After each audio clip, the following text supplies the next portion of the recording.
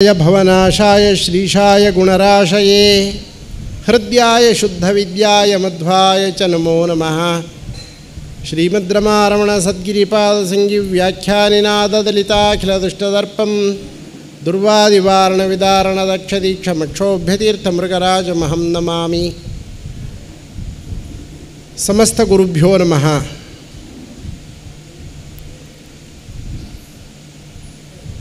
ಪಲಿಮಾರು ಕ್ಷೇತ್ರ ಇವತ್ತು ನನಗೆ ನೈಮಿಷಾರಣ್ಯದಂತೆ ಗೋಚರಿಸ್ತಾ ಇದೆ. ಕಾರಣ,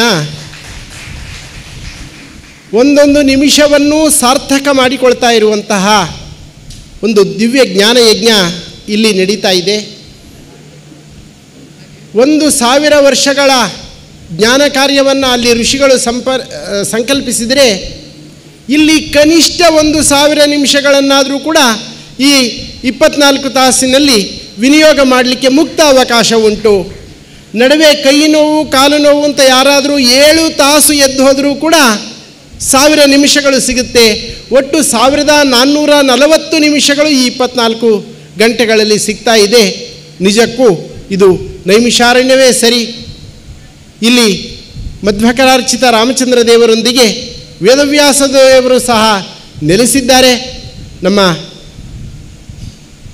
ಪೂಜ್ಯರಾದ ಪಲಿಮಾರ ಸ್ವಾಮಿಗಳವರು ಶ್ರೀ ವಿದ್ಯಾಧೀಶ ತೀರ್ಥ ಶ್ರೀಪಾದಂಗಳವರು ತಮ್ಮ ಗುರುಗಳಿಗೆ ಸಲ್ಲಿಸುವಂತಹ ಪರಮ ಗೌರವ ಅಂದರೆ ಜ್ಞಾನ ಕಾರ್ಯ. ಆದ್ದರಿಂದಲೇ ಇಂತಹ ದೊಡ್ಡ ಜ್ಞಾನ ಕಾರ್ಯದ ಮೂಲಕ ಗುರುಗಳ ಆರಾಧನಾ ರಜತೋತ್ಸವವನ್ನು, ಅವರ ಶತಮಾನೋತ್ಸವವನ್ನು ಆಚರಿಸ್ತಾ ಇರುವಲ್ಲಿ ನಮಗೂ ಕೂಡ ಒಂದು ಭಾಗವತ ಸೇವೆಯ ಪಾಲನ್ನು ಕೊಟ್ಟಿದ್ದಾರೆ. ಅದಕ್ಕಾಗಿ ಕೃತಜ್ಞತೆಯಿಂದ ಅವರನ್ನು ಅಭಿನಂದಿಸ್ತಾ ಒಂದೆರಡು ಪ್ರಶ್ನೆಗಳನ್ನು ಕೇಳಿ ನನ್ನ ವಿಚಾರವನ್ನು ಪ್ರಾರಂಭ ಮಾಡ್ತೇನೆ. ನವಮಸ್ಕಂಧವನ್ನು ಯಾಕೆ ಶ್ರವಣ ಮಾಡ್ತಾ ಇದ್ದೀರಿ? ಭಾಗವತದ ಮಹಿಮೆಯನ್ನು ಹೇಳುವಾಗ ವೇದವ್ಯಾಸದೇವರೇ ಪುರಾಣಾಂತರದಲ್ಲಿ ಹೇಳಿದ್ದುಂಟು, ನವಮಸ್ಕಂಧ ಶ್ರವಣ ಗೋಹತ್ಯಾತೋ ವಿಮುಚ್ಯತೆ. ಗೋಹತ್ಯೆಯಂತಹ ಭೀಕರ ಪಾಪ ಮಾಡಿದರೂ ಕೂಡ ನಮಗೆ ಭಕ್ತಿಯಿಂದ ನವಮಸ್ಕಂಧವನ್ನು ಶ್ರವಣ ಮಾಡಿ ಪರಮಾತ್ಮನಲ್ಲಿ ಪಶ್ಚಾತ್ತಾಪ ರೂಪದ ಪ್ರಾಯಶ್ಚಿತ್ತವನ್ನು ಮಾಡಿಕೊಂಡ್ರೆ ಗೋವಧೆಯಂತಹ ದೊಡ್ಡ ಪಾಪವೂ ಕೂಡ ನಮ್ಮಿಂದ ದೂರವಾಗ್ತದೆ. ನಮ್ಮ ಚಿತ್ರಾಪುರ ಸ್ವಾಮಿಗಳವರು ಸೂರ್ಯವಂಶದ ಸಂದರ್ಭದಲ್ಲಿ ಹೇಳಿದರು, ಗುರು ಸೇವೆಗಾಗಿ ಬಂದಂತಹ ರಾಜಕುವರ ತಿಳಿಯದೆ ಗೋವನ್ನು ವಧಿಸಿದರೂ ಕೂಡ ಆ ಪಾಪದಿಂದ ವಿಮುಕ್ತನಾದ ಅಂತ. ಅಲ್ಲೇ ನವಮಸ್ಕಂಧದಲ್ಲೇ ಅದಕ್ಕೆ ಆಧಾರವನ್ನು ನಾವು ನೋಡಿ ಆಯಿತು. ಇನ್ನು ನವಮಸ್ಕಂಧ ಶ್ರವಣಾದೇವ ನವಮ ಶ್ರವಣಾದೇವ ಸಂತತೇರ್ ವೃದ್ಧಿಮಾಪ್ನುಯಾತ್. ಯಾರು ನವಮಸ್ಕಂಧವನ್ನು ಕೇಳ್ತಾರೆ ಅವರ ಸಂತತಿಯಲ್ಲಿ ವೃದ್ಧಿ ಅನ್ನೋದು ಉಂಟಾಗುತ್ತೆ. ಗೃಹಸ್ಥಾಶ್ರಮಿಗಳಾದರೆ ಅವರ ಔರಸ ಸಂತತಿಯ ಜನನವಾಗ್ತದೆ. ಯತಿಗಳಾದರೆ, ಗುರುಗಳಾದರೆ, ಬ್ರಹ್ಮಚಾರಿಗಳಾದರೆ ಅವರಿಗೆ ಶಿಷ್ಯ ಸಂತತಿಯ ಅಭಿವೃದ್ಧಿ ಅಂತ ಅನ್ನೋದು ಆಗುತ್ತೆ. ಆದ್ದರಿಂದ ಇದು ಸಂಸಾರಿಗಳಿಗೂ ಬೇಕು, ಸನ್ಯಾಸಿಗಳಿಗೂ ಬೇಕು. ಅಂತಹ ಸಂತತಿಯ ವೃದ್ಧಿಯನ್ನು ಮಾಡುವಂತಹದ್ದು ನವಮಸ್ಕಂದದ ಶ್ರವಣ. ಇನ್ನು ಪರಮಾತ್ಮನ ಪಾದದಿಂದ ಶಿರಃಪರ್ಯಂತ ಈ ಭಾಗವತದ ಸ್ಕಂಧಗಳೇ ಆತನ ಅಂಗರೂಪಗಳು ಅಂತ ತಿಳಿಸುವಂತಹ ಪ್ರಸಕ್ತಿಯಲ್ಲಿ ನವಮಃ ಕಂಠದೇಶ ಸ್ಯಾತ್. ನವಮಸ್ಕಂಧವು ಶ್ರೀಕೃಷ್ಣ ಪರಮಾತ್ಮನ ಕಂಠ ಪ್ರದೇಶದಂತೆ ಇದೆ. ಸಂತತಂ ಚಿಂತೆಯೇತ್ ಕಂಠಂ ಭಾಸ್ವತ್ ಕೌಸ್ತುಭ ಭಾಸಕಂ ವೈಕುಂಠಸ್ಯ ಅಖಿಲ ವೇದಾಹ ಉದ್ಗೀರ್ಯಂತೆ ಅನಿಶಂ ಯತಃ. ಪರಮಾತ್ಮನ ಯಾವ ಅಪ್ರಾಕೃತ ಕಂಠದಿಂದ ವೇದಗಳು ಸದಾಕಾಲ ಹೊರಗೆ ಹೊಮ್ತಾವೋ ಅಂತಹ ವೇದದ ಫಲವನ್ನು, ವೇದ ದ್ರಷ್ಟಾರರ ಚರಿತ್ರೆಯನ್ನು, ವೇದ ಮಂತ್ರಗಳ ಮಹತ್ವವನ್ನು, ವೇದವನ್ನು, ವೇದ ಧರ್ಮವನ್ನು ಬಿಟ್ಟವರಿಗೆ ಆಗುವ ಅನರ್ಥವನ್ನು, ಅನುಸರಿಸಿದವರಿಗೆ ಆಗುವಂತಹ ಸಾರ್ಥಕತೆಯನ್ನು ಶ್ರೀಮದ್ ಭಾಗವತ ನವಮಸ್ಕಂಧ ತಿಳಿಸಿಕೊಡ್ತಾ ಇದೆ. ಯಾರ್ಯಾರು ಸಂತತಿಯ ಅಭಿವೃದ್ಧಿಯನ್ನು ಬಯಸ್ತಾರೆ ಸಹಜವಾಗಿ ಮಕ್ಕಳು ಹುಟ್ಟುತ್ತವೆ. ಏನು ಆಶ್ಚರ್ಯ ಇದೆ ಅದರಲ್ಲಿ ಅಂತ ಹಿಂದಿನ ಕಾಲದಲ್ಲಿ ಕೇಳ್ತಾ ಇದ್ದರು. ಈಗ ಮದುವೆಯಾಗೋದೇ ಕಷ್ಟ. ಮದುವೆಯಾದರೆ ಕೆಲವು ವಾರಗಳಾದರೂ ಕೂಡ ಜೊತೆಗೆ ಬಾಳ್ತಾರೆ ಎನ್ನುವ ಭರವಸೆ ಇಲ್ಲ. ವರ್ಷಾನುಗಟ್ಟಲೆ ಬಾಳಿದರೂ ಮಕ್ಕಳಾಗಬೇಕು ಎನ್ನುವ ಇಚ್ಛೆ ಬರುತ್ತೆ ಎನ್ನುವ ಭರವಸೆ ಇಲ್ಲ. ಮಕ್ಕಳಾಗಬೇಕು ಅಂತ ಕಾಡಿ ಬೇಡಿ ಬಯಸಿದರೂ ಕೂಡ ಮಕ್ಕಳಾಗ್ತಾ ಇಲ್ಲ. ಆದ ಮಕ್ಕಳನ್ನು ಕೂಡ ಅರ್ಧಕ್ಕೋ ಮುಕ್ಕಾಲು ಗರ್ಭದಲ್ಲೋ ತೆಗೆಸುವಂತಹ ಪರಿಸ್ಥಿತಿಯನ್ನು ನಾವು ಅನೇಕ ವೈದ್ಯ ಶಾಲೆಗಳಲ್ಲಿ ನೋಡ್ತಾ ಇದ್ದೇವೆ, ಕೇಳ್ತಾ ಇದ್ದೇವೆ. ಹಾಗಿಲ್ಲದೆ ಹುಟ್ಟಿದ ಮಕ್ಕಳು ಕೂಡ ದೈಹಿಕವಾಗಿ ಮಾನಸಿಕವಾಗಿ ಸುಪುಷ್ಟರಾಗಿ ಹುಟ್ಟಿಯೇ ಹುಟ್ಟುತ್ತಾರೆ ಎನ್ನಲಿಕ್ಕೆ ಯಾವ ಭರವಸೆಯನ್ನು ಇಷ್ಟು ಮುಂದುವರಿದ ಯಾವ ವಿಜ್ಞಾನ ಯುಗವೂ ಕೊಡಲಿಕ್ಕೆ ಸಾಧ್ಯವಾಗದೇ ಹೋದಾಗ ಅನ್ಯಥಾ ಶರಣಂ ನಾಸ್ತಿ ತ್ವಮೇವ ಶರಣಂ ಮಮ ಅಂತ ಶ್ರೀಮದ್ ಭಾಗವತಕ್ಕೆ ಶರಣಾಗ್ತಾರೆ ಆಸ್ತಿಕ ಜೀವಿಗಳು. ಆದ್ದರಿಂದಲೇ ಏಕಾದಶಿಯಂತಹ ದೊಡ್ಡ ವ್ರತದಲ್ಲಿ ಸತತವಾಗಿ ಕೂಡಬೇಕು. ಈಗಿನ ಕಾಲದ ಜನರಿಗೆ ಇರುವಂತಹ ದೊಡ್ಡ ಸಮಸ್ಯೆ ಅಂದರೆ ಬೆನ್ನು ನೋವು, ಮಂಡಿ ನೋವು. ಇಷ್ಟು ಹೊತ್ತು ಕೂತಿದ್ದೀರಿ ಅಂತಂದರೆ ನೀವು ಧನ್ಯರು. ಇನ್ನೂ ಬೇಕಾದ ಸಾಧನೆಯನ್ನು ಮಾಡಲಿಕ್ಕೆ ಬೇಕಾದಂತಹ ಭರವಸೆಯನ್ನು ಹೊಂದಬಹುದು. ಇಷ್ಟು ದೀಕ್ಷೆಯಿಂದ ಕೇಳ್ತಾ ಇರುವ ನಿಮಗೆ ಈಗಾಗಲೇ ನಾನು ಮುಗಿಸಬೇಕಾದ ಸಮಯ ಬಂದಿದೆ. ಈ ಕಾರ್ಯಕ್ರಮದ ಪಟ್ಟಿಯ ಪ್ರಕಾರ 11 ಗಂಟೆ ಆಗ್ತಾ ಇದೆ. ಒಂದು ಅರ್ಧ ಗಂಟೆಯ ಮಿತಿಯಲ್ಲಿ ನವಮಸ್ಕಂದದ 12ನೆಯ ಅಧ್ಯಾಯದಿಂದ ಮುಂದಿನ ಭಾಗ ಚಂದ್ರವಂಶದ ಚರಿತ್ರೆಯ ಒಂದಿಷ್ಟು ಮುಖ್ಯ ವಿಚಾರಗಳನ್ನು ನಾವು ಮನನ ಮಾಡೋಣ. ಓಂ ಜನ್ಮಾದ್ಯಸ್ಯೇತೋನ್ವಯಾದಿತರತಶ್ಚಾರ್ಥೇಷ್ವಭಿಜ್ಞಸ್ವರಾಟ್ ತೇನೇ ಬ್ರಹ್ಮಹೃದಾಯ ಆದಿಕವಯೇ ಮುಹ್ಯಂತಿ ಯಂ ಸೂರಯಃ ತೇಜೋವಾರಿ ಮೃದಾಂ ಯಥಾ ವಿನಿಮಯೋ ಯತ್ರ ತ್ರಿಸರ್ಗೋ ಮೃಷಾ ಧಾಮ್ನಾ ಸ್ವೇನ ಸದಾ ನಿರಸ್ತಕುಹಕಂ ಸತ್ಯಂ ಪರಂ ಧೀಮಹಿ. ಅಥಾದ ಶ್ರೂಯತಾಂ ರಾಜನ್ ವಂಶ ಸೋಮಸ್ಯ ಪಾವನಃ ಯಸ್ಮಿನ್ ಐಲಾದಯೋ ಭೂಪಾಃ ಕೀರ್ತ್ಯಂತ್ಯೇ ಪುಣ್ಯಕೀರ್ತಯಃ. ಇಲ್ಲಿಂದ ಮುಂದೆ ಚಂದ್ರವಂಶವನ್ನು ನೀನು ಕೇಳಬೇಕು ಎಲೈ ರಾಜನೇ. ಈ ವಂಶದಲ್ಲಿ ಇಲಾದೇವಿಯ ಪುತ್ರನಾದ ಐಲ ಅಂದರೆ ಪುರೂರವ ಮೊದಲಾದಂತಹ ರಾಜರ್ಷಿಗಳು ಬಂದಿದ್ದಾರೆ. ಅವರು ಒಬ್ಬೊಬ್ಬರೂ ಕೂಡ ಪುಣ್ಯಕೀರ್ತಯ. ಯಾರ ಕೀರ್ತನೆಯನ್ನು ನಾವು ಕೇಳಿದರೆ, ಯಾರ ಕೀರ್ತಿಯನ್ನು ಕೇಳಿದರೆ ನಮಗೆ ಪುಣ್ಯ ವೃದ್ಧಿಯಾಗುತ್ತೋ ಅಂಥ ಮಹಾನುಭಾವರಾಗಿದ್ದಾರೆ. ಆದ್ದರಿಂದ ಕೇವಲ ಪರಮಾತ್ಮನ ಅವತಾರವನ್ನೇ ವರ್ಣಿಸಲಿಕ್ಕೆ ಹೊರಟಂತಹ ಶ್ರೀಮದ್ ಭಾಗವತದಲ್ಲಿ ಭಗವಂತನ ಭಕ್ತರ ಮಹಾತ್ಮೆಯನ್ನು ಹೇಳುವ ಮೂಲಕ ಭಗವದ್ಭಕ್ತಿಯ ವೃದ್ಧಿಗೆ ಕಾರಣರಾಗ್ತಾ ಇದ್ದಾರೆ ವೇದವ್ಯಾಸದೇವರು. ಸಹಸ್ರ ಶೀರ್ಷನಾದಂತಹ ಪರಮ ಪುರುಷನ ನಾಭಿಕಮಲದಿಂದ ಬ್ರಹ್ಮದೇವರು ಪ್ರಾದುರ್ಭವಿಸಿದ್ದಾರೆ. ಅವರ ಮಕ್ಕಳಾಗಿ ಅತ್ರಿ ಋಷಿಗಳು ಪಿತೃಸಮೋ ಗುಣೈಹಿ. ಅತ್ರಿ ಋಷಿಗಳ ವಿಶೇಷತೆ ಏನು ಅಂತಂದರೆ ಗುಣಗಳಿಂದ ಬ್ರಹ್ಮದೇವರ ಸಮ ಅಂದರೆ ಬ್ರಹ್ಮದೇವರ ಕಿಂಚಿತ್ ಸಾದೃಶ್ಯವನ್ನು ಹೊಂದಿದ್ದಾರೆ. ಕೆಲವು ಗುಣಗಳನ್ನು ಪ್ರತಿಬಿಂಬರಾದ ಅವರಲ್ಲಿ ನಾವು ಕಾಣಬಹುದಾಗಿದೆ. ಅಂತಹ ಅತ್ರಿ ಋಷಿಗಳ ನೇತ್ರದಿಂದ ಚಂದ್ರ ಪ್ರಾದುರ್ಭವಿಸಿದ್ದಾನೆ. ಆ ಚಂದ್ರ ಬೃಹಸ್ಪತ್ಯಾಚಾರ್ಯರ ಪತ್ನಿಯಾದ ತಾರಾದೇವಿಯನ್ನು ಸಂಗ್ರಹಿಸಿ ಅಲ್ಲಿ ಬುಧನನ್ನು ಉತ್ಪತ್ತಿ ಮಾಡಿದ್ದಾರೆ. ಆ ಬುಧ ಯಾರ ಮಗನಾಗಬೇಕು ಅಂತ ಚರ್ಚೆ ನಡೆದಿದೆ ಬೃಹಸ್ಪತ್ಯಾಚಾರ್ಯರು ಮತ್ತು ಚಂದ್ರರಲ್ಲಿ. ತಾಯಿಗೆ ಇದು ಯಾರ ಮಗ ಅಂತ ನಿರ್ಣಯಿಸುವ ಅವಕಾಶವನ್ನು ಭಾಗವತ ಕೊಡುತ್ತೆ. ತಾರಾದೇವಿ ಇವನು ಚಂದ್ರನ ಸುತ ಅಂತ ಹೇಳಿದ್ರಿಂದ ಬ್ರಹ್ಮದೇವರು ಚಂದ್ರನ ಅಧೀನವನ್ನಾಗಿ ಮಾಡಿದ್ದಾರೆ ಬುಧನನ್ನು. ಕುಮಾರಂ ಕನಕಪ್ರಭಂ, ಸುವರ್ಣ ಕಾಂತಿಯಿಂದ ಕಂಗೊಳಿಸ್ತಾ ಇದ್ದಾನೆ ಬುಧ. ಇಂತಹ ಬುಧನಿಗೆ ಇಲಾದೇವಿಯಲ್ಲಿ ಪುರೂರವ ಎನ್ನುವ ಅರಸ ಅವತಾರ ಮಾಡ್ತಾನೆ. ಇಲಾದೇವಿಯ ಪುತ್ರನಾದ್ದರಿಂದ ಐಲ ಅಂತ ಆತನಿಗೆ ಹೆಸರು. ತಾಯಿಯ ಹೆಸರಿನಿಂದ ಕರೆಯುವ ಪದ್ಧತಿಯೂ ಉಂಟು, ತಂದೆಯ ಹೆಸರಿನಿಂದ ಕರೆಯುವ ಪದ್ಧತಿಯೂ ಉಂಟು. ಕನ್ನಡದಲ್ಲಿ ಇವನೊಳ್ಳೆ ಐಲ, ಏನೋ ಐಲ್ ಹಿಡ್ದಂಗೆ ಮಾಡ್ತಾ ಇದೆಯಾ ಅಂತ ಕೇಳಿದ್ದೀರಾ ನೀವೇನಾದರೂ? ಇನ್ನೆಲ್ಲೂ ಐಲ ಅಥವಾ ಐಲು ಅನ್ನೋ ಪದದ ನಿಷ್ಪತ್ತಿಗೆ ಅವಕಾಶವೇ ಇಲ್ಲ. ಈ ಪುರೂರವ ಮಹಾರಾಜರು ಚಂದ್ರವಂಶದ ಮಹಾನ್ ಧೀಮಂತರು, ಭಗವದ್ಭಕ್ತರು. ತಮ್ಮ ಪ್ರಾರಬ್ಧ ಕರ್ಮ ವಶದಿಂದ ಪ್ರಾಪ್ತಳಾದಂತಹ ಸ್ವರ್ಗದಿಂದ ಧರೆಗಿಳಿದು ಬಂದ ಈ ಅಪ್ಸರೆಯ ಜೊತೆ ಸುಖದಿಂದ ಕಾಲವನ್ನು ಕಳೀತಾರೆ ಊರ್ವಶಿ ದೇವಿಯ ಜೊತೆಗೆ. ತದನಂತರದಲ್ಲಿ ಅವಳು ಹಾಕಿದ ಷರತ್ತನ್ನು ಮೀರುವ ಪ್ರಸಂಗ ಬರುತ್ತೆ. ಇಂದ್ರದೇವರು ಆಕೆ ಇಲ್ಲದ ಸ್ವರ್ಗ ಭಣಗುಟ್ಟುತ್ತಾ ಇದೆ ಅಂತ ಹೇಳಿ ಗಂಧರ್ವರನ್ನು ಕಳಿಸಿಕೊಟ್ಟಿದ್ದಾರೆ. ಗಂಧರ್ವರು ಬಂದರು. ಊರ್ವಶಿ ಯಾವ 2 ಟಗರುಗಳ ರಕ್ಷಣೆಗೆ ಕೇಳಿಕೊಂಡಿದ್ಲೋ ಪುರೂರವ ಮಹಾರಾಜರನ್ನು, ಆ ಟಗರುಗಳನ್ನು ಹಿಡಿದು ಒಯ್ದರು. ಅವು ಕೆಟ್ಟದಾಗಿ ಅರಚಿಕೊಂಡವು. ತನ್ನ ಮಕ್ಕಳೇ ಹೋದರೋ ತನ್ನ ಪ್ರಾಣವೇ ಹೋಯ್ತೋ ಎನ್ನುವಂತೆ ಊರ್ವಶಿ ಕೂಗಾಡಲಿಕ್ಕೆ ಶುರು ಮಾಡಿದ್ಲು. ಘೃತವೂ ಇಲ್ಲ, ಟಗರೂ ಇಲ್ಲ. ದೇವತೆಗಳು ಕೊಡಬೇಕು ಅಂದರೆ ತಾವಾಗಿ ಕೊಡ್ತಾರೆ, ಒಯ್ಯಬೇಕು ಅಂದರೆ ಎಲ್ಲ ವಿಘ್ನಗಳನ್ನು ತಾವಾಗಿ ಮಾಡಲಿಕ್ಕೆ ಶಕ್ತರು ಅವರು ಸುಮನಸರು ಇಷ್ಟಾಗಿ. ಯಾಕೆ ಅಂತಂದರೆ ಊರ್ವಶಿಯನ್ನು ನೆನೆದು ಮೋಹದಲ್ಲಿ ಇವನು ಇಲ್ಲೇ ಒದ್ದಾಡೋದಕ್ಕಿಂತ ಆ ಊರ್ವಶಿಯೊಂದಿಗೆ ಬಾಳುವಂತಹ ಪುಣ್ಯ ಏನಾದರೂ ಇದ್ದರೆ ಭಗವದ್ ಆರಾಧನೆಯ ಮೂಲಕ ಉತ್ತಮ ಲೋಕದಲ್ಲಿ ಅನುಭವಿಸಲಿ, ಇಲ್ಲಿ ಯಾಕೆ ಎನ್ನುವ ಕಾರುಣ್ಯದಿಂದ ಆ ಗಂಧರ್ವರು ತಮ್ಮ ದೇಹದಿಂದ ಮಿಂಚನ್ನು ಉತ್ಪಾದನೆ ಮಾಡಿದ್ದಾರೆ.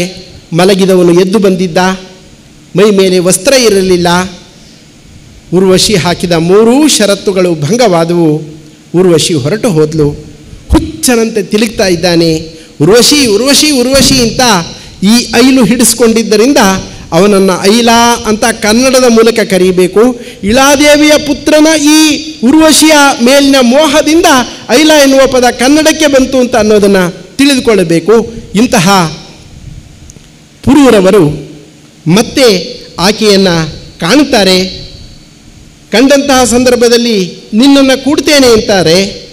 ಈಗ ನಾನು ಗರ್ಭಿಣಿಯಾಗಿದ್ದೇನೆ ಅಂತ ಹೇಳಿ 1 ವರ್ಷದ ನಂತರ ನನ್ನನ್ನು ಕೂಡು ಅಂತ ಹೇಳಿ 6 ಜನ ಮಕ್ಕಳನ್ನು ಆಕೆ ಪ್ರಸವಿಸ್ತಾಳೆ. ಆ ಪ್ರಸಂಗದಲ್ಲಿ ಯಜ್ಞದ ಮೂಲಕ ಭಗವಂತನನ್ನು ಆರಾಧಿಸಿ ಲೋಕಾಂತರದಲ್ಲಿ ಮತ್ತೆ ಅಪ್ಸರೆಯನ್ನು ಹೊಂದಿದಂತಹ ಪುಣ್ಯ ಕೀರ್ತಿಯುಳ್ಳವರು ಪುರೂರವರು. ಅವರ ವಂಶದಲ್ಲಿ ಅನೇಕ ಜನ ರಾಜಾಧಿರಾಜರುಗಳು ಅವತರಿಸಿದ್ದಾರೆ. ಅವರು ಮಾಡಿದಂತಹ ಭಗವದ್ ಉಪಾಸನೆ ತೇನಾಯತ ಯಜ್ಞೇಶಂ ಭಗವಂತ ಮಧೋಕ್ಷಜಂ ಊರ್ವಶಿ ಲೋಕಮನ್ವಿಚ್ಛನ್ ಸರ್ವದೇವಮಯಂ ಹರಿಂ. ಸರ್ವದೇವತೆಗಳು ಯಾವ ಭಗವಂತನನ್ನು ಆಶ್ರಯಿಸಿದ್ದಾರೆ, ವಿವಿಧ ರೂಪಗಳಿಂದ ನಾವು ಆರಾಧಿಸಿದರೂ ಕೂಡ ಮುಖ್ಯವಾಗಿ ಯಾವ ಕೇಶವರೂಪಿ ಪರಮಾತ್ಮ ಆ ಆರಾಧನೆಯನ್ನು ಸ್ವೀಕರಿಸ್ತಾನೆ ಅಂತಹ ಪರಮಾತ್ಮನನ್ನು ಆರಾಧಿಸಿ ಅಗ್ನಿನ ಪ್ರಜಯ ರಾಜ ಲೋಕಂ ಗಂಧರ್ವಮೇಯಿವಾನ್ ಅಗ್ನ್ಯಂತರ್ಯಾಮಿ ಭಗವಂತನನ್ನು ಆರಾಧಿಸಿ ಅವರು ಗಂಧರ್ವ ಲೋಕವನ್ನೇ ಪಡೆದಿದ್ದಾರೆ. ಇಂತಹ ಪುರೂರವ ಮಹಾರಾಜರ ವಂಶದಲ್ಲಿ ಮುಂದೆ ಅನೇಕ ಜನ ರಾಜಾಧಿರಾಜರು ಹುಟ್ಟುತ್ತಾರೆ. ಹಾಗೆ ಬಂದಂತಹ ವಂಶದಲ್ಲಿ ಗಾಧಿರಾಜ ಕೂಡ ಬಂದಿದ್ದಾನೆ. ಆ ಗಾಧಿರಾಜನ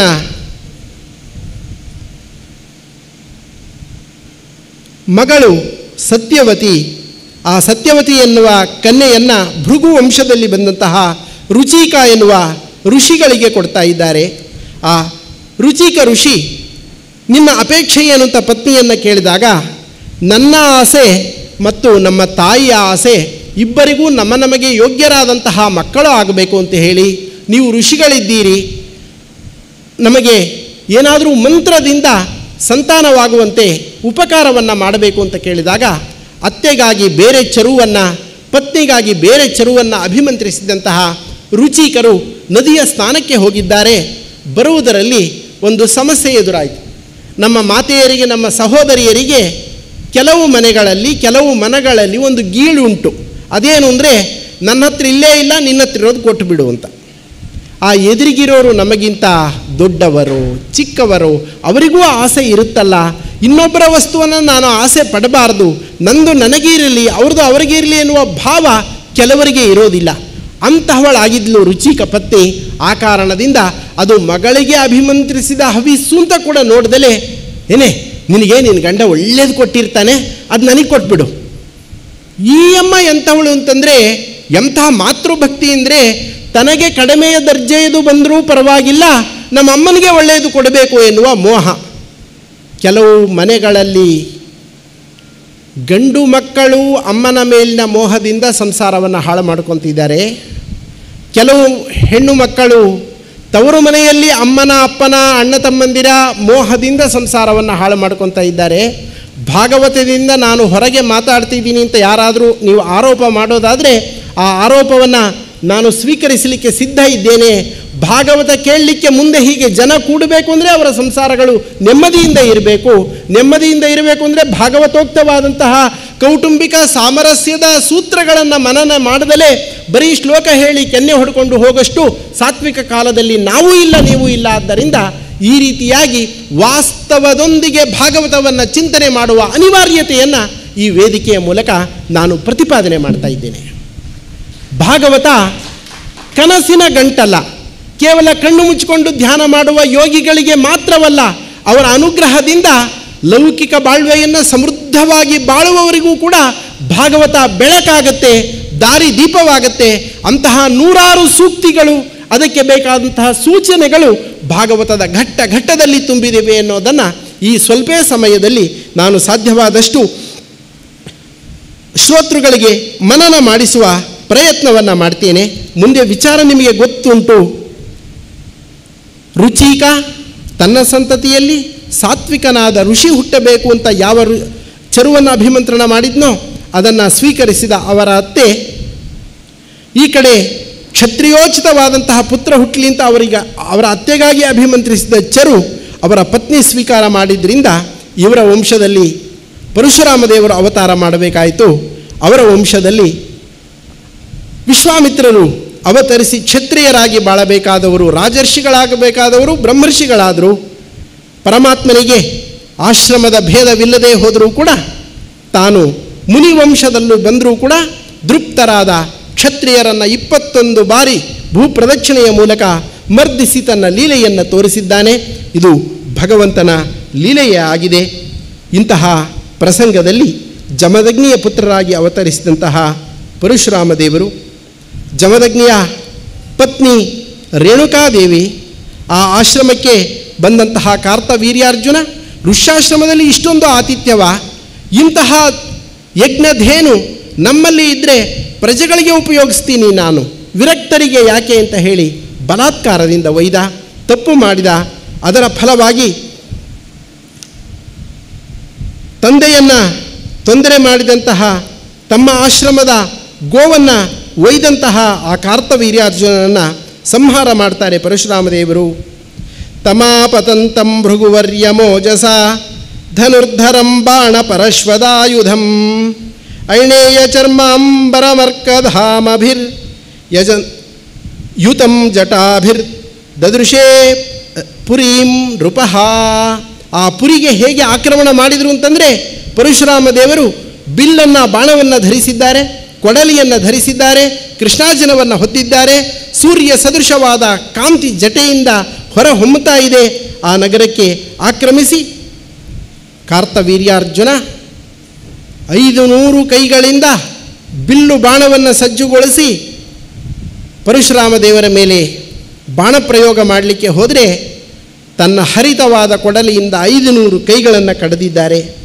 ಮತ್ತೆ ಆಯುಧಗಳನ್ನು ಎತ್ತಿದರೆ ಇನ್ನೂ 500 ಕೈಗಳನ್ನು ಕಡಿದಿದ್ದಾರೆ. ಒಂದು ದೊಡ್ಡ ಪರ್ವತದ ಶಿಖರವನ್ನೇ ಕತ್ತರಿಸಿ ಕೆಳಗಿಟ್ಟರೆ ಹೇಗಿಡಬೇಕೋ ಆ ರೀತಿ ಅವನ ರುಂಡವನ್ನು ಕಡಿದು ಹಾಕಿದ್ದಾರೆ. ಇಂತಹ ಪರಶುರಾಮನನ್ನು ಎಲ್ಲರೂ ಸ್ತೋತ್ರ ಮಾಡ್ತಾ ಇದ್ದಾರೆ. ಜಮದಗ್ನಿ ರಾಜನ ವಧೆಯನ್ನು ಕೇಳಿ ನನ್ನ ಮಗ ಶತ್ರುವನ್ನು ಜಯಿಸಿದ ಅಂತ ಸಂತೋಷ ಪಡಲಿಲ್ಲ, ಬದಲಾಗಿ ಒಂದು ನೀತಿಯನ್ನು ತಿಳಿಸ್ತಾನೆ. ಯೋಗ್ಯನಾದ ರಾಜನು ಹೋದರೆ ಲೋಕಕ್ಕೆ ವಿಪ್ಲವ ಅನ್ನೋದು ಆಗತ್ತೆ. ಯಾವತ್ತಿಗೂ ಸಾಧ್ಯವಾದಷ್ಟು ಯೋಗ್ಯ ರಾಜರನ್ನು ಬಿಟ್ಟು ಕೊಡಬಾರ್ದು. ರಾಮ ರಾಮ ಮಹಾಬಾಹೋ ಭವಾನ್ ಪಾಪಮಕಾರಶಿ, ನೀನು ಬಹಳ ಪಾಪ ಕಾರ್ಯವನ್ನು ಮಾಡಿಬಿಟ್ಟಿಯಪ್ಪ ಪರಶುರಾಮ. ನರದೇವ ಅವನು ಸರ್ವದೇವಮಯಂ ವೃಥ, ವಿನಾಕಾರಣ ಅಂದರೆ ದೊಡ್ಡ ಕಾರಣವಿಲ್ಲದೆ ಸರ್ವದೇವತೆಗಳ ಸನ್ನಿಧಾನೋಪೇತವಾದ ರಾಜನನ್ನು ನೀನು ಹೀಗೆ ವಧಿಸಬಾರದಾಗಿತ್ತು. ಬ್ರಾಹ್ಮಣರು ಕ್ಷಮಾಶೀಲರಾಗಬೇಕು ಅಂತ ದೀರ್ಘವಾದ ಉಪದೇಶವನ್ನು ಮಾಡಿದ್ದಾರೆ. ಈ ಪಾಪವನ್ನು ಮುಂದೆ ನೀನು ತೊಳೆದುಕೋಬೇಕು, ಪರಿಮಾರ್ಜನೆ ಮಾಡ್ಕೋಬೇಕು ಅಂತ ಉಪದೇಶ ಮಾಡಿದ್ದಾರೆ. ಶ್ರೀಮದ್ ಆಚಾರ್ಯರಿಗೆ ಇದನ್ನು ಕೇಳಿ ಸಹಿಸಲಿಕ್ಕೆ ಆಗಲಿಲ್ಲ. ಆದ್ದರಿಂದ ನಿರ್ಣಯವನ್ನು ಕೊಡ್ತಾ ಇದ್ದಾರೆ. ಅಪಾಪಮಪಿ ದೇವೇಶಂ ಪಿತರಃ ಸನ್ಯವರ್ತಯನ್ ಅಜಾನಂತೋಸ್ಯ ಮಾಹಾತ್ಮ್ಯಂ ಮೋಹಿತಾಸ್ತಸ್ಯ ಮಾಯೆಯ. ಭಗವಂತನ ಮಾಯೆಯಿಂದ ಮೋಹಿತರಾದಂತಹ ಜಮದಗ್ನಿಗಳು ಸಾಮಾನ್ಯ ಮಗ ಅಂದುಕೊಂಡು ಪಾಪ ಲೇಪ ಉಂಟು ಅಂತ ಅಂದುಕೊಂಡು ಇತರ ಮಕ್ಕಳು ಹಿಂಸೆಯನ್ನು ಮಾಡಿದರೆ ಯೋಗ್ಯನಾದ ತಂದೆ ಹೇಗೆ ಉಪದೇಶ ಮಾಡಬೇಕೋ ಹಾಗೆ ಮಾಡಿದ್ದೇ ಹೊರತು ಈತ ಸಾಕ್ಷಾತ್ ನಾರಾಯಣನಾಗಿದ್ದಾನೆ. ಈತನಿಗೆ ಕುತಃ ಪಾಪಾದಿ ಸಂಗತಿ, ಪಾಪದ ಸಾಂಗತ್ಯ ಅನ್ನೋದು ಹೇಗೆ ಬರುತ್ತೆ? ಚಿಂತ ಸಂತಾಪ ಲೇಪೋದ್ಭವ ಮೃತ್ಯುಮುಖರ ಅಶೇಷ ದೋಷಾತಿ ದೂರಂ ಅಂತ ಸಂಕೀರ್ತ್ಯಮಾನನಾದ ಈ ಪರಶುರಾಮನಿಗೆ ಅಂತಹ ದೋಷವಿಲ್ಲ. ಮುಂದೆ ಜಮದಗ್ನಿಯನ್ನು ಕಾರ್ತವೀರ್ಯನ ಪುತ್ರರು ವಧಿಸುವಂತಹದ್ದು. ಆ ಪ್ರಸಂಗದಲ್ಲಿ ಅವರೆಲ್ಲರನ್ನೂ ಸಂಹಾರ ಮಾಡ್ತಾ 21 ಬಾರಿ ಭೂಮಂಡಲವನ್ನು ಪ್ರದಕ್ಷಿಣೆ ಮಾಡಿ ಸರ್ವರನ್ನು ಸಂಹಾರ ಮಾಡಿ ಬಂದು ನಮ್ಮ ಕಡಲನ್ನು ಹಿಂದಕ್ಕೆ ಸರಿಸಿ ಪರಶುರಾಮ ಕ್ಷೇತ್ರ ಅಂತ ಈ ಕ್ಷೇತ್ರವನ್ನು ನಿರ್ಮಾಣ ಮಾಡಿ ಮಹೇಂದ್ರ ಪರ್ವತದ ಒಂದು ಭಾಗದಲ್ಲಿ ನಿಂತಿದ್ದಾರೆ ಎನ್ನುವ ಉಲ್ಲೇಖವನ್ನು ಶ್ರೀಮದ್ ಭಾಗವತ ಮಾಡ್ತಾ ಇದೆ. ಇಂತಹ ಪರಶುರಾಮ ದೇವರು ನಿನ್ನ ತಾಯಿಯನ್ನು, ನನ್ನ ಮಾತನ್ನು ಕೇಳದಲೇ ಇರುವ ನಿನ್ನ ಅಣ್ಣಂದಿರನ್ನು ಕೊಂದು ಬಿಡು ಅಂತ ಹೇಳಿ ಜಮದಗ್ನಿಗಳು ಹೇಳಿದಾಗ ಒಂದೇ ಏಟಿಗೆ ಅವರ ರುಂಡಗಳನ್ನು ಹಾರಿಸಿ ತಂದೆಯನ್ನು ವರವನ್ನು ಕೇಳಿದರಂತೆ. ಒವರೇ ಹತಾನಾಂ ರಾಮೋಪಿ ಜೀವಿತಂ ಚಾಸ್ಮೃತಿಂ ವಧೆ.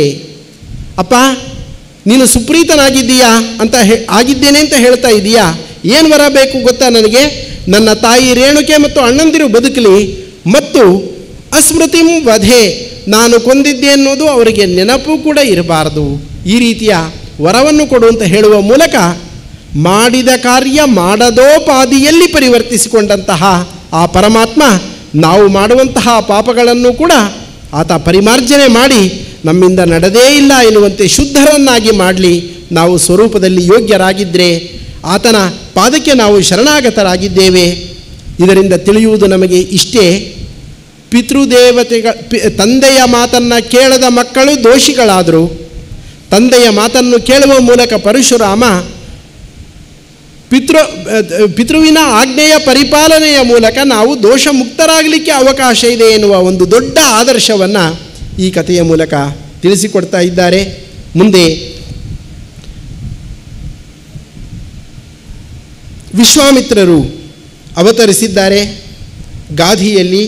ಅಂತಹ ವಿಶ್ವಾಮಿತ್ರರು ಬ್ರಹ್ಮವರ್ಚಸ್ಸನ್ನು ಪಡೆದರು, ಬ್ರಹ್ಮ ಋಷಿಗಳಾದರು. ಅವರು 100 ಮಕ್ಕಳನ್ನು ಪಡೆದರು. ಮಧುಚ್ಛಂದ ಎನ್ನುವನು ಮಧ್ಯದ ಮಗ. 100 ಜನ ಮಕ್ಕಳು. ಆ ಮಕ್ಕಳನ್ನು ಕರೆದು ಹೇಳಿದರು, ಅವರಿಗೆಲ್ಲರಿಗೂ ಮಧುಚ್ಛಂದಸರು ಅಂತ ಹೆಸರು 100 ಜನಕ್ಕೆ. ಎಲೆ ಮಧುಚ್ಛಂದಸರೇ, ನನ್ನ ಒಂದು ಕೋರಿಕೆಯನ್ನು ನೀವು ಸಲ್ಲಿಸ್ತೀರಾ? ಅದೇನು ಅಂತಂದರೆ, ಅಜೀಗರ್ತ ಋಷಿಯ ಮಗ ಶುನಸೇಫ ಅವನನ್ನು ವರುಣನಿಗೆ ಬಲಿ ಕೊಡಲಿಕ್ಕೆ ತಂದಿದ್ದ ಹರಿಶ್ಚಂದ್ರ. ಅವನು ಬೇಡಿಕೊಂಡಿದ್ದಕ್ಕೆ ನಾನು ಅವನನ್ನು ರಕ್ಷಿಸಿದ್ದೇನೆ, ನನ್ನ ಸಾಕುಪುತ್ರನನ್ನಾಗಿ ಸ್ವೀಕರಿಸಿದ್ದೇನೆ. ಅವನನ್ನು ನೀವೆಲ್ಲ ನಿಮ್ಮ ಅಣ್ಣ ಅಂದುಕೊಂಡು ಗೌರವಿಸಬೇಕಪ್ಪ ಅಂದ. ಸಾಧ್ಯನೇ ಇಲ್ಲ ಅಂದರು 50 ಜನ. ಮ್ಲೇಂಛರಾಗರಿ ಅಂತ ಶಾಪವನ್ನು ಕೊಟ್ಟ. ಇನ್ನು 50 ಜನ ನಿನ್ನ ಆಜ್ಞೆಯಪ್ಪ ಅಂದರು. ನಿಮಗೆ ಭಗವದ್ ಜ್ಞಾನ ಉಂಟಾಗಲಿ, ನಿಮ್ಮ ವಂಶ ಅಭಿವೃದ್ಧಿಯಾಗಲಿ ಅಂತ ಹೇಳಿ ಅವರಿಗೆ ಅನುಗ್ರಹವನ್ನು ಮಾಡ್ದ. ಹೀಗೆ ಒಂದೊಮ್ಮೆ ನಮ್ಮಪ್ಪ ಏನು ಹೇಳ್ತಾನೆ ಅಂತ ನಮಗೆ ಗೊತ್ತಿಲ್ಲದೆ ಹೋದಾಗ್ಯೂ ಕೂಡ, ಯಾಕೆಂದರೆ ದೊಡ್ಡವರ ಎಲ್ಲ ಮಾತು ನಮಗೆ ಅರ್ಥ ಆಗೋದಾದರೆ ಅವ್ರು ಹೇಗೆ ದೊಡ್ಡವರು, ನಾವೇಕೆ ಚಿಕ್ಕವರು, ಎಲ್ಲ ಸರಿಸಮ ಆಗಿ ಹೋಗ್ತಾ ಇದ್ವಿ. ಎಷ್ಟೋ ಸಲ ದೊಡ್ಡವರ ಮಾತು ನಮಗೆ ಗೊತ್ತಿರೋದಿಲ್ಲ, ಆದರೂ ದೊಡ್ಡವರು ಹೇಳಿದ್ದಾರೆ ಅಂತ ಗೌರವಿಸಿದರೆ ಒಂದಲ್ಲ ಒಂದು ದಿವಸ ನಮಗೆ ಒಳ್ಳೆಯದಾಗುತ್ತೆ ಎನ್ನುವ ಆದರ್ಶ ಈ ಕಥೆಯ ಮೂಲಕ ನಮಗೆ ಗೊತ್ತಾಗುತ್ತೆ. ಈ ಕೌಶಿಕ ಗೋತ್ರ, ಕೌಶಿಕ ವಂಶ ಅಭಿವೃದ್ಧವಾಗಿದೆ ಅಂತ ವೇದವ್ಯಾಸದೇವರು ಇಲ್ಲಿ ಉಲ್ಲೇಖಿಸುವ ಮೂಲಕ ಪಿತೃವಾಕ್ಯ ಪರಿಪಾಲನೆಯಿಂದ ನಮ್ಮ ವಂಶ ಬೆಳೆಯುತ್ತೆ, ಮಾತೃಭಕ್ತಿಯಿಂದ ನಮ್ಮ ವಂಶ ಬೆಳೆಯುತ್ತೆ ಎನ್ನುವ ಆದರ್ಶಗಳನ್ನು ಈ ಕಥಾನಕಗಳಲ್ಲಿ ತೋರಿಸಿದ್ದನ್ನು ನಾವು ಗಮನಿಸಿದ್ದೇವೆ. ಮುಂದೆ ನಹುಷ ಬರ್ತಾನೆ. ಆ ವಂಶದಲ್ಲಿ ನಹುಷನ ಪುತ್ರನಾಗಿ ಯಯಾತಿ ಬರ್ತಾನೆ. ಯಯಾತಿ ಮಹಾರಾಜ ದೇವಯಾನಿಯನ್ನು ವಿವಾಹವಾಗುವ ಅನಿವಾರ್ಯತೆ ಬರ್ತದೆ. ದೇವಯಾನಿಗೆ ಕಚನ ಶಾಪವಿರ್ತದೆ, ನಿನಗೆ ಬ್ರಾಹ್ಮಣ ಪತಿ ಸಿಗದೆ ಹೋಗಲಿ ಅಂತ ಹೇಳಿ ಅವಳು ಅನಿವಾರ್ಯವಾಗಿ ಕ್ಷತ್ರಿಯನನ್ನು ವಿವಾಹವಾಗ್ತಾಳೆ. ಆದರೆ ಹಠಮಾರಿಯಾದ ದೇವಯಾನಿ ದೇವಿ ವೃಷಪರ್ವರಾಜನ ಮಗಳಾದ ಶರ್ಮಿಷ್ಠೆಯನ್ನು ಒಂದು ಸಣ್ಣ ಜಗಳಕ್ಕಾಗಿ ದಾಸಿಯನ್ನಾಗಿ ಪಡೆದು ಅವಳಿಗೆ ವೈವಾಹಿಕ ಜೀವನವಿಲ್ಲದಂತೆ ತಪ್ಪಿಸಲಿಕ್ಕೆ ಹೋಗ್ತಾಳೆ. ಗಂಡಾಗಲಿ ಹೆಣ್ಣಾಗಲಿ ವಿವಾಹ ಯೋಗ್ಯರ ವೈವಾಹಿಕ ಜೀವನದ ಸಾಧ್ಯತೆಯನ್ನು ತಪ್ಪಿಸಿದರೆ ಅವರ ದಾಂಪತ್ಯದಲ್ಲಿ ಘೋರವಾದ ಅನರ್ಥಗಳನ್ನು ಅನುಭವಿಸಬೇಕಾಗತ್ತೆ.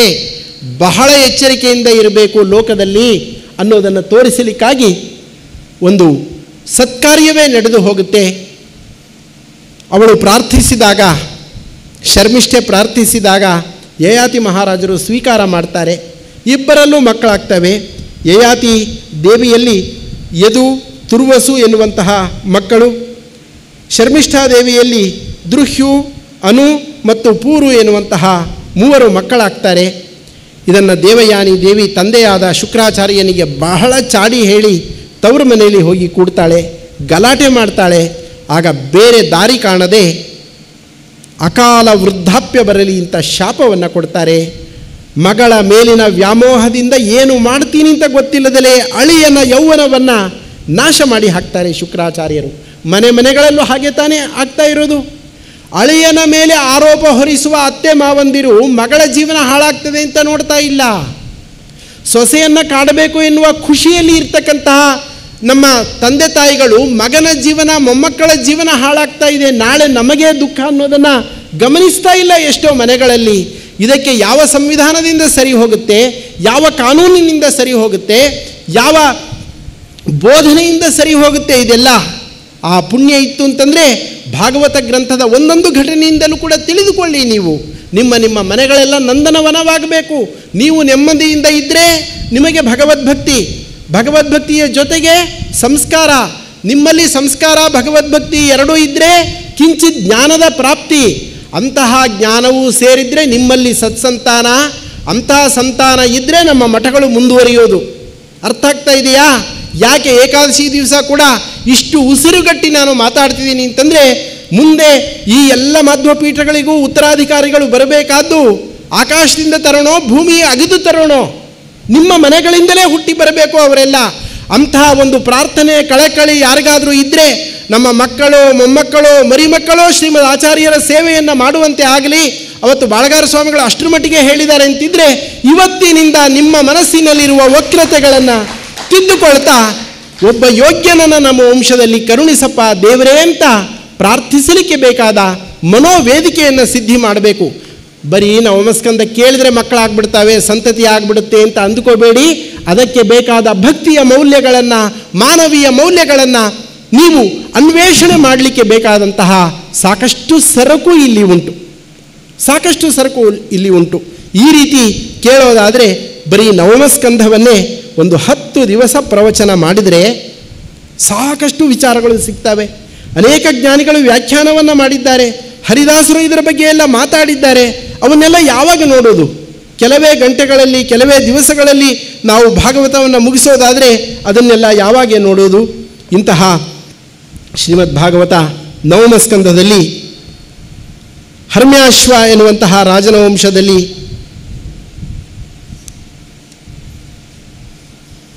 ಈ ಯಯಾತಿಯ ವಂಶದಲ್ಲಿ ಅನು, ಬಲಿ, ಅಂಗ, ಮಿತ್ರರಥ ಅಂತ ಮೊದಲಾದವರು ಬರ್ತಾರೆ.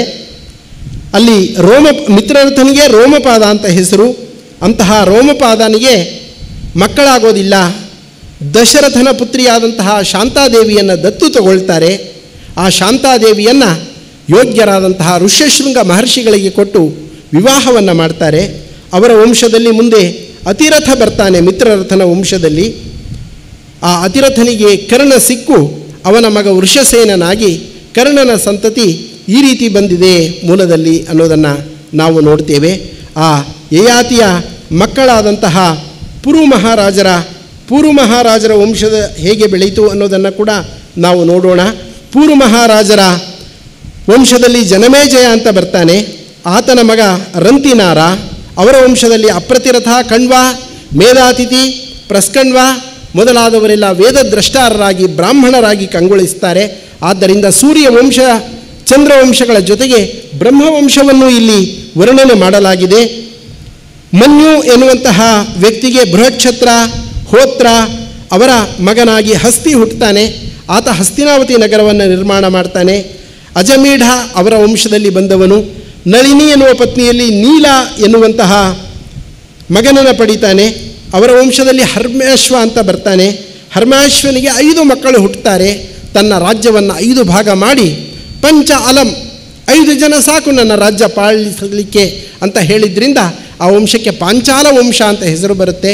ಅದರಲ್ಲಿ ಮುಂದೆ ದ್ರುಪದ ರಾಜರು ಬಂದು ದ್ರೌಪದಿ, ಧೃಷ್ಟದ್ಯುಮ್ನ ಮೊದಲಾದವರ ಅವತಾರ ಅನ್ನೋದು ಆಗ್ತದೆ.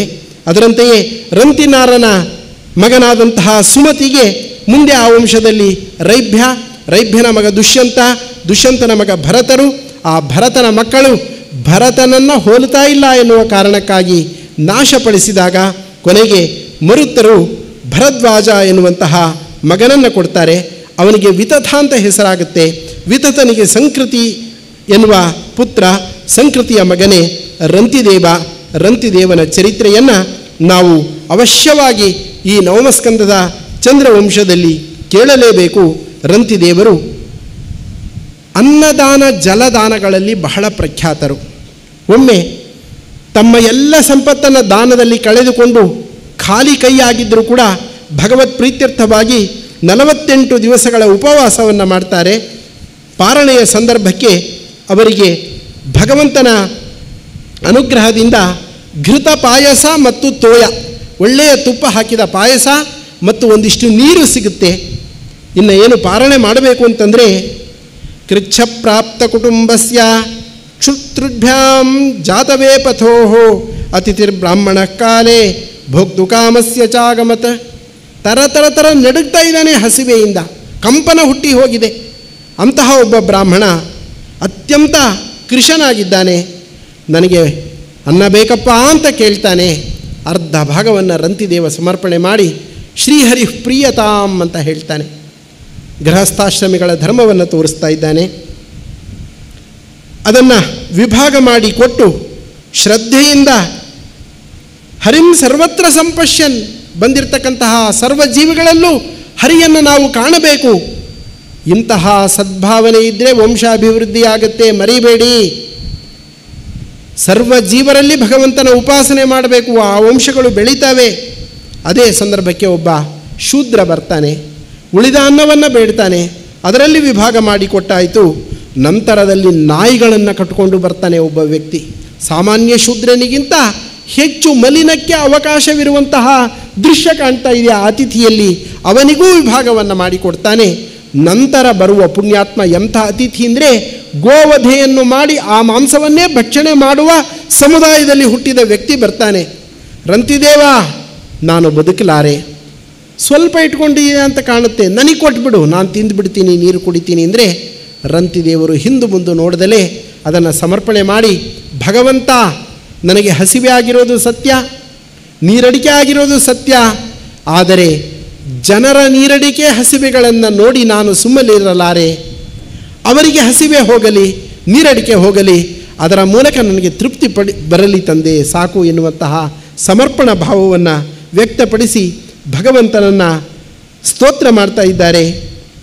ಸವೈತೇಭ್ಯೋ ನಮಸ್ಕೃತ್ಯ ನಿಸ್ಸಂಗೋ ವಿಗತ ಸ್ಪೃಹ ವಾಸುದೇವೇ ಭಗವತಿ ಭಕ್ತ್ಯಾ ಚಕ್ರೇ ಮನಃಪರಂ.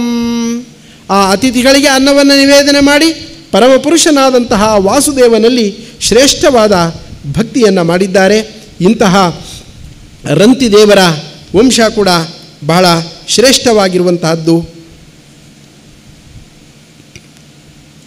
ಈ ಕಡೆ ಯದುವಿನ ವಂಶದಲ್ಲಿ ಕೃತವೀರ್ಯ, ಅವನಲ್ಲಿ ಕಾರ್ತವೀರ್ಯ ಅರ್ಜುನ ದತ್ತರೂಪಿ ಪರಮಾತ್ಮನಿಂದ ಅಣಿಮಾದಿ ಸಿದ್ಧಿಗಳನ್ನು ಪಡೆದರು. ಆ ವಂಶದಲ್ಲೇ ಮಧು, ವೃಷ್ಣಿ, ಯದು ಮೊದಲಾದಂತಹ ಮಹಾರಾಜರು ಬಂದಿದ್ದಾರೆ. ಮಧುವಿನಿಂದ ಮಾಧವರು ಎನ್ನುವಂತಹ ಸಂತತಿ, ವೃಷ್ಣಿಯಿಂದ ವೃಷ್ಣಿಗಳು ಎನ್ನುವಂತಹ ಸಂತತಿ, ಯದುವಿನಿಂದ ಯಾದವರು ಎನ್ನುವ ಸಂತತಿ ಮುಂದುವರೆದಿದೆ. ಯದು ಮಹಾರಾಜರ ಮತ್ತೊಬ್ಬ ಮಗ ಕ್ರೋಷ್ಟ ಅಂತ, ಆತನ ಮಗ ಶತಬಿಂದು, ಆತನ ಮಗನಾಗಿ ಜಾಮಘ ಎನ್ನುವಂತಹ ಒಬ್ಬ ರಾಜ ಬರ್ತಾನೆ. ಜಾಮಘ ಒಂದು ರಾಜ್ಯದ ಮೇಲೆ ಆಕ್ರಮಣ ಮಾಡಿದಂತಹ ಸಂದರ್ಭದಲ್ಲಿ ಆ ಯುದ್ಧದಲ್ಲಿ ಒಬ್ಬ ಏಕಾಕಿ ಕನ್ಯೆ ಉಳಿದು ಬಿಡ್ತಾಳೆ. ಅವಳಿಗೆ ಯಾರೂ ಗತಿ ಇಲ್ಲ. ಏನು ಮಾಡಬೇಕು? ಅವಳನ್ನು ರಥದಲ್ಲಿ ಕೂಡಿಸ್ಕೊಂಡು ಬಂದರೆ ಅವನ ಪತ್ನಿಯಾದ ಶೈಬ್ಯೆ ಗಲಾಟೆ ಮಾಡ್ತಾಳೆ, ಯಾವಳನ್ನ ಕರ್ಕೊಂಬಂದಿದೀಯಾ ಅಂತ. ಆಗ ಆತ ಏನೂ ಹೇಳಲಿಕ್ಕೆ ತೋಚದಲೇ, ಇವಳು ನಿನ್ನ ಸೊಸೆಯಾಗುವವಳು, ಅವಳನ್ನ ಕರ್ಕೊಂಬಂದಿದ್ದೀನಿ ಅಂತ ಹೇಳ್ತಾನೆ. ಶೈಬ್ಯೆಗೆ ಅಳಬೇಕೋ ನಗಬೇಕೋ ಗೊತ್ತಾಗೋದಿಲ್ಲ. ನನಗೆ ಮಕ್ಕಳೇ ಇಲ್ಲ, ಸೊಸೆ ಅಂತ ಹೇಳ್ತೀಯಾ ಅಂತ ಕೇಳಿದಾಗ ಎಷ್ಟು ಭರವಸೆ ನೋಡಿ ಭಗವಂತನಲ್ಲಿ ಅವರಿಗೆ. ನಿನಗೆ ಮಗ ಹುಟ್ಟುತ್ತಾನೆ, ಅವನಿಗೆ ಇವಳು ಹೆಂಡತಿಯಾಗ್ತಾಳೆ ಅಂತ ಹೇಳಿಬಿಡ್ತಾರೆ. ಶ್ರೇಷ್ಠವಾದ ವಿಶ್ವದೇವತೆಗಳ ಪಿತೃದೇವತೆಗಳ ಆರಾಧನೆ ಮಾಡುವ ವ್ಯಕ್ತಿ ಆ ಜಾಮಘ. ವಿಶ್ವದೇವತೆಗಳು ಪಿತೃದೇವಗಳು ತಥಾಸ್ತು ಅಂತ ಅಂತಾರೆ. ಅವನಿಗೆ ಶೈಬ್ಯೆಯಲ್ಲೇ ಮಗ ಹುಟ್ಟುತ್ತಾನೆ, ಆ ಮಗನಿಗೆ ಅವಳು ಸೊಸೆ ಆಗ್ತಾಳೆ ಎನ್ನುವ ಅದ್ಭುತವನ್ನು ಹೇಳುವ ಮೂಲಕ ವಿಶ್ವದೇವತೆಗಳ ಮತ್ತು ಪಿತೃದೇವತೆಗಳ ಆರಾಧನೆಯನ್ನು ಮಾಡದಲೇ ಸಂತತಿ ಬೆಳೀಲಿ ಅಂತಂದರೆ ಬೆಳೆಯೋದಿಲ್ಲ ಎನ್ನುವ ತತ್ವವನ್ನು ಶ್ರೀಮದ್ ಭಾಗವತದ ಈ ಘಟ್ಟ ನಮಗೆ ತೋರಿಸಿಕೊಡ್ತದೆ. ಅದರಂತೆಯೇ ಶ್ರೀಕೃಷ್ಣ ಪರಮಾತ್ಮನನ್ನು ಆರಾಧಿಸುವಂತಹ ಅನೇಕ ವಂಶಗಳಿವೆ. ಭೋಜರು, ವೃಷ್ಣಿಗಳು, ಅಂಧಕರು, ಮಾಧುರರು, ಶೂರಸೇನರು, ದಾಶಾರ್ಹರು ಒಬ್ಬೊಬ್ಬರೂ ಕೂಡ ಶ್ಲಾಘನೀಯರೇ ಆಗಿದ್ದಾರೆ. ಅವರವರ ಜನನಕ್ಕೆ ಕಾರಣವಾದಂತಹ, ವಂಶ ಬೆಳಲಿಕ್ಕೆ ಕಾರಣರಾದಂತಹ ರಾಜರ ವಂಶಗಳ ಪಟ್ಟಿಯೇ ಇಲ್ಲಿದೆ. ಸಮಯ ಆಗಿರೋದರಿಂದ ನಾನು ಅದನ್ನು ವಿಸ್ತಾರವಾಗಿ ಹೇಳಲಿಕ್ಕೆ ಇಲ್ಲಿ ಸಾಧ್ಯವಾಗದಲೇ ಇರೋದರಿಂದ ಪರಮಾತ್ಮನ ಕ್ಷಮೆಯನ್ನು ಬೇಡ್ತೇನೆ. ಆ ಒಬ್ಬೊಬ್ಬ ಮಹನೀಯರು ಕೂಡ ಭಗವದ್ಭಕ್ತರಾದ್ದರಿಂದ ಅವರ ನಾಮೋಚ್ಚಾರಣೆ ನಮ್ಮನ್ನು ಪವಿತ್ರಾತ್ಮರನ್ನಾಗಿ ಮಾಡುತ್ತೆ. ಅಂತಹ ಮಹನೀಯರ ಮಹಿಮೆಯನ್ನು ಕೇಳಿದಾಗ ಮಾನವ ಪ್ರೇಮ, ಸರ್ವರ ಅಂತರ್ಯಾಮಿಯಾದ ಭಗವಂತನಲ್ಲೂ ಪ್ರೇಮ ನಮಗೆ ಪ್ರವಹಿಸಲಿಕ್ಕೆ ಸಾಧ್ಯವಾಗ್ತದೆ. ಕುರು, ಸೃಂಜಯ, ಪಾಂಡವರು ಇಂತಹ ಸಂತತಿಯಲ್ಲಿ ಕುರು ಮಹಾರಾಜನ ವಂಶದಲ್ಲಿ ಪ್ರತೀಪ, ಶಂತನು, ಅಲ್ಲಿ ಬಾಕ್ಲೀಕ ಮಹಾರಾಜರು ಕೂಡ ಇದ್ದಾರೆ. ಆ ಶಂತನುವಿನ ಪುತ್ರರಾಗಿ ಭೀಷ್ಮಾಚಾರ್ಯರು ಅವತರಿಸಿದ್ದಾರೆ.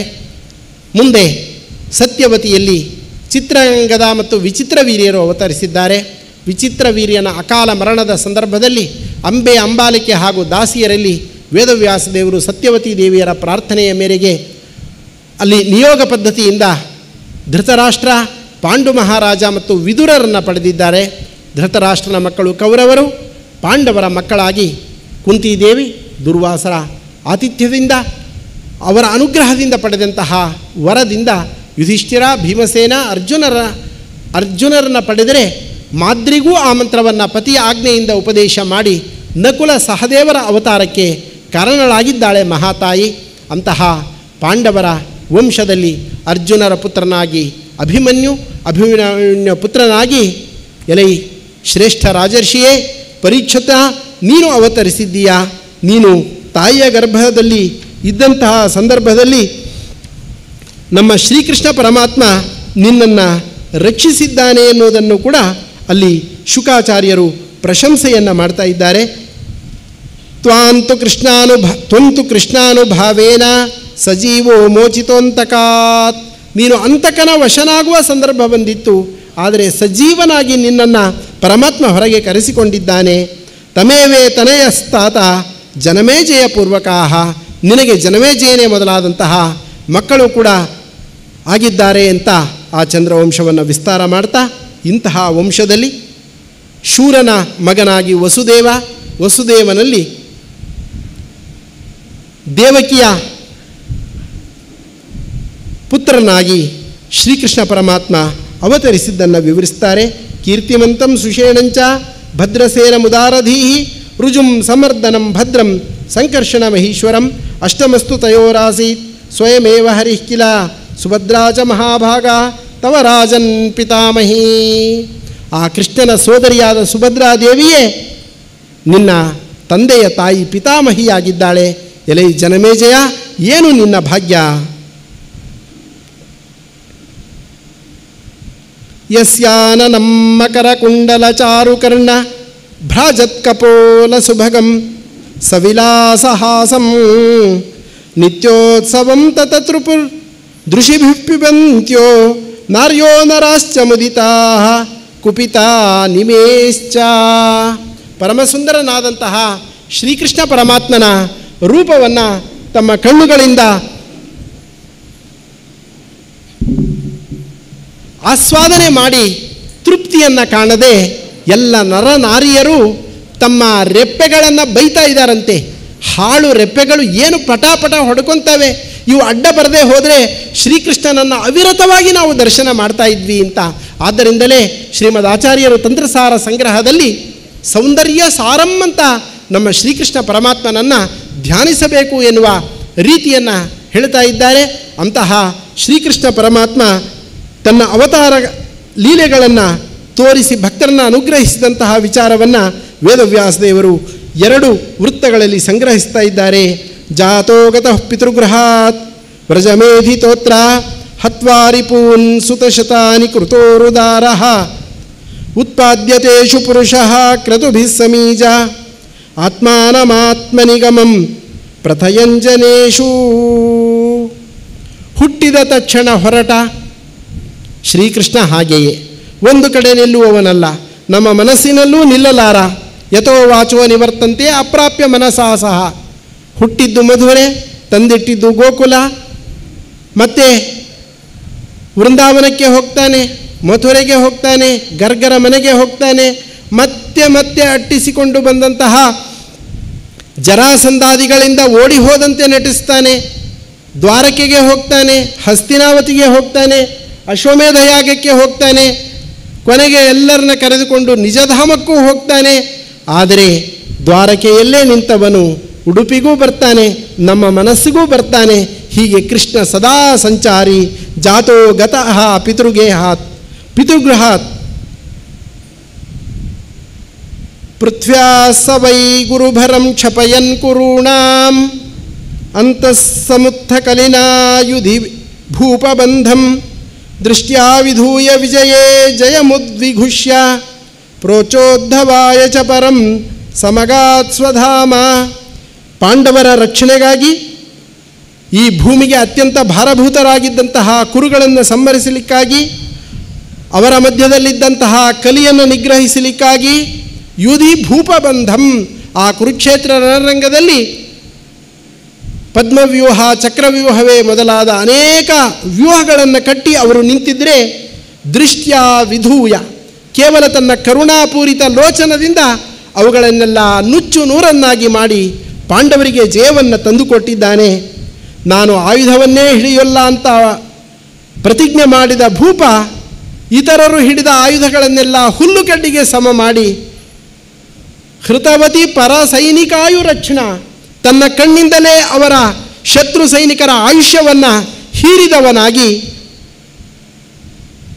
ವಿಜಯೇ ಜಯಮುದ್ವಿಘುಷ್ಯ, ಅರ್ಜುನ ಗೆದ್ದ ಎನ್ನುವ ಜಯ ಘೋಷ ಎಲ್ಲೆಲ್ಲೂ ತುಂಬುವಂತೆ ಮಾಡಿ ಭಕ್ತನನ್ನು ಮೆರೆಸುವ ಮೂಲಕ ತಾನು ಮೆರೆದಿದ್ದಾನೆ ನಮ್ಮ ಶ್ರೀಕೃಷ್ಣ. ಉದ್ಧವನಿಗೆ ಪರಗತಿಯನ್ನು ಬೋಧಿಸುವಂತಹ ಉದ್ಧವ ಗೀತೆಯನ್ನು ಉಪದೇಶ ಮಾಡಿದ ಪರಮಾತ್ಮ ಬಲಾವತಾರಿಯೂ ಹೌದು, ಜ್ಞಾನ ಕಾರ್ಯಕ್ಕಾಗಿ ಅವತರಿಸಿದವನು ಹೌದು. ಅಂತಹ ಶ್ರೀಕೃಷ್ಣನ ಅನುಗ್ರಹ ನಿಮ್ಮೆಲ್ಲರಿಗೆ ಆಗಲಿ. ನಮ್ಮ ರಾಮನರಸಿಂಹದೇವರ, ಕಂಗೂರು ಗೋಪಿನಾಥ ದೇವರ ಅನುಗ್ರಹ ಎಲ್ಲರಿಗೂ ಆಗಲಿ. ಶ್ರೀ ವಿದ್ಯಾಮಾನ್ಯ ತೀರ್ಥ ಶ್ರೀಪಾದಂಗಳವರು ಏನೇನು ಪುಣ್ಯ ಕಾರ್ಯಗಳನ್ನು ಸಂಕಲ್ಪಿಸಿದ್ರೋ ಅದನ್ನು ಅವರ ಶಿಷ್ಯರು ಪ್ರಶಿಷ್ಯರು ಎಲ್ಲರೂ ಮುಂದುವರಿಸ್ತಾ ಇದ್ದಾರೆ. ಈ ಜ್ಞಾನಯಜ್ಞದಲ್ಲಿ ಭಾಗವಹಿಸುವಂತಹ ಭಾಗ್ಯ ನಮಗೂ ಸಿಕ್ಕಿದೆ. ಈ ವಿಚಾರವನ್ನು ನಮ್ಮ ಗುರುಗಳಿಗೆ ಇವತ್ತು ಮಧ್ಯಾಹ್ನ ತಿಳಿಸಿದಾಗ ನೀವು ಅವಶ್ಯ ಹೋಗಿ ಈ ಜ್ಞಾನ ಕಾರ್ಯದಲ್ಲಿ ಪಾಲ್ಗೊಂಡು ಬರಬೇಕು. ಸ್ವಾಮಿಗಳವರಿಗೆ ನಾವು ವಿಚಾರಿಸಿದ್ದೀವಿ ಅಂತ ತಿಳಿಸಬೇಕು ಅಂತ ನಮ್ಮ ಗುರುಗಳು ಹೇಳಿದ್ದಾರೆ. ಈ ಎಲ್ಲ ಜ್ಞಾನ ಕಾರ್ಯವನ್ನು ನಮ್ಮ ಗುರುಗಳ ಅಂತರ್ಯಾಮಿಯಾದ ಸರ್ವಗುರುಗಳ ಅಂತರ್ಯಾಮಿಯಾದ ಮಧ್ವವರದ ಗೋಪಾಲಕೃಷ್ಣಾತ್ಮಕ ವೇದವ್ಯಾಸದೇವರಿಗೆ ಸಮರ್ಪಣೆ ಮಾಡಿದ್ದೇವೆ. ಶ್ರೀಕೃಷ್ಣ ಅರ್ಪಣಮಸ್ತು. ಅತ್ಯಂತ ಕ್ಲುಪ್ತ ಸಮಯದಲ್ಲಿ ಚೊಕ್ಕಟವಾಗಿ ಬಹಳ ಸುಂದರವಾಗಿ ಚಂದ್ರವಂಶದ ವರ್ಣನೆ, ರಾಜರ ಮಹಾರಾಜರ ಸಂಕ್ಷಿಪ್ತ ವರ್ಣನೆಯನ್ನು ಮಾಡಿದರು. ಪರಮಪೂಜ್ಯ ಶ್ರೀಪಾದರ ಈ ನಿರೂಪಣೆಯನ್ನು ಕೇಳಿದಾಗ ಸಮಯ ಸಾಕಾಗಲಿಲ್ಲ ಅಂತ ನಮಗೆ ಗೊತ್ತಾಯಿತು. ಮತ್ತೊಮ್ಮೆ ಇಂಥ ಅವಕಾಶ ಬೇಕು ಅಂತ ದೇವರಲ್ಲಿ ಪ್ರಾರ್ಥನೆ ಮಾಡೋಣ. ಜೊತೆಯಲ್ಲಿ ಶ್ರೀಪಾದರ ಉಪನ್ಯಾಸದ ವಿಶೇಷ ಏನಂದರೆ, ಭಾಗವತ ಧರ್ಮದ ಅನುಸಂಧಾನದೊಂದಿಗೆ ಸಾಮಾಜಿಕ ಕೌಟುಂಬಿಕ ನೆಲೆಗಟ್ಟಲಲ್ಲಿ ಎಷ್ಟು ಸರಿ ಮಾಡಿಕೊಳ್ಬೇಕಾಗಿದೆ ಆ ಕಾಳಜಿಯನ್ನು ವ್ಯಕ್ತಪಡಿಸಿ ಸಮಾಜವನ್ನು ತಿದ್ದುವ ಕೆಲಸವನ್ನು ಪರಮಪೂಜ್ಯ ಶ್ರೀಪಾದರು ಮಾಡಿದ್ದು ಅತ್ಯಂತ ಸ್ತುತ್ಯ ಆದರ್ಶವಾಗಿರುವಂತಹದ್ದು. ಪರಮಪೂಜ್ಯ ಶ್ರೀಪಾದರಿಗೆ ಶ್ರೀಮಠದ ಪರವಾಗಿ ತಮ್ಮೆಲ್ಲರ ಪರವಾಗಿ ವೈಯಕ್ತಿಕವಾಗಿ ಅನಂತ ಪ್ರಣಾಮಗಳನ್ನು ಭಕ್ತವರ್ಗ ಸಮರ್ಪಣೆ ಮಾಡ್ತಾ ಅವರಿಗೆ ಶ್ರೀಮಠದ ಪರವಾಗಿ ಭಕ್ತಿ ಕಾಣಿಕೆಯನ್ನು ಸಮರ್ಪಣೆ ಮಾಡ್ತಾ ಇದ್ದೇವೆ. ಇಲ್ಲಿಗೆ ನೋಮಸ್ಕಂದದ ಯಥಾಶಕ್ತಿ ಯಥಾಮತಿ ಅನುಸಂಧಾನ ಸಮರ್ಪಿತ ಆಗಿದೆ. ಅದನ್ನು ಗುರುಗಳ ಅಂತರ್ಗತ ಮಧ್ವಾಂತರ್ಗತ ಭಗವಂತರಿಗೆ ಸಮರ್ಪಣೆ ಮಾಡೋಣ ಅಂತ ಹೇಳ್ತಾ ಶ್ರೀಕೃಷ್ಣ ಅರ್ಪಣ ವಸ್ತು, ಮಧ್ವೇಶ ಅರ್ಪಣ ವಸ್ತು. ಇನ್ನು ಮುಂದೆ ಎಲ್ಲ